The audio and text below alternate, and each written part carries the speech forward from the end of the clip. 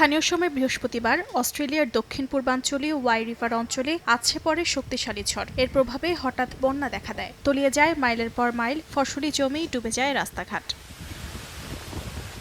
বন্যার কারণে Y river অঞ্চলের প্রায় ৭,০০০ বাড়িঘর বিদ্যুৎবিহীন অবস্থায় রয়েছে। এছাড়াও বেশ কয়েকটি সড়ক বন্ধ করে দেওয়া হয়। মহাসড়ক থেকে গ্রেট ওশান রোড, স্কিন্স ক্রিক থেকে ওয়াই রিভার পর্যন্ত সড়ক বন্ধ রয়েছে। এতে চরম বিপাকে পড়েছেন স্থানীয়রা।